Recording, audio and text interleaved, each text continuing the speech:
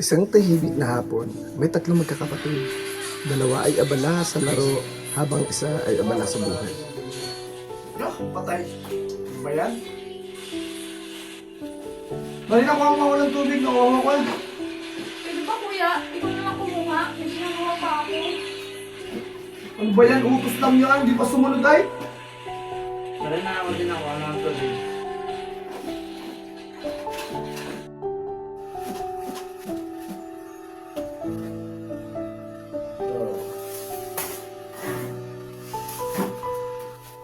Walang salamat, walang malasakit.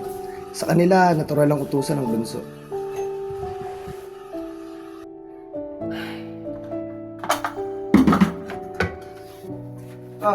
Pagod ka ang kalaban. Pero kaya ko naman din lahat. Kaya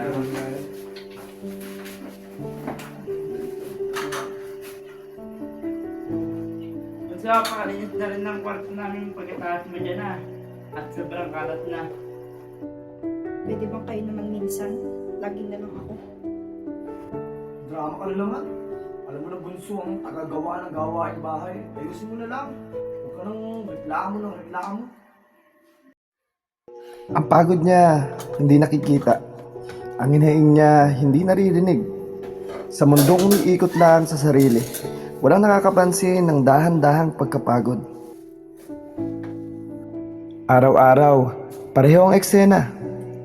Ang dalawang kuya ay abala sa laro, samantalang ang bunso, nilalaro ng kapalaran. Dahan-dahan humihina ang katawan, habang patuloy ang utos at pagwawalang bahala.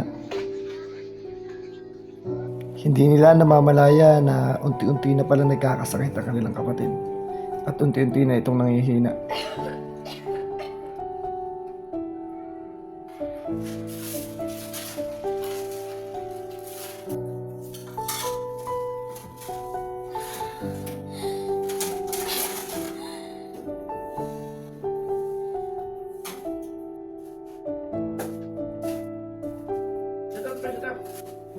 Ay, na.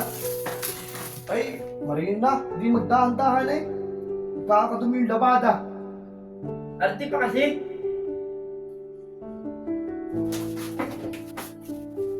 Marina. Marina. Bilo. Hindi na siya gumagalaw. Kuya, alamig ng kamay niya! Ang taong palaging inuutusan, minsan siya pa ang nawawala ng walang pasabi. At kapag nawala, doon lang mararamdaman ang bigat ng katahimikan. Ngayon, tahimik na ang bahay. Wala nang maririnig na kalansing ng plato o pagwalis sa umaga. Wala nang bunso na laging sumusunod. Hindi na natin siya inuutos. Dapat tulungan natin siya. Nabigyan na pala sa minsan. Ang kabutihan ng isang tao ay hindi dapat inaabuso.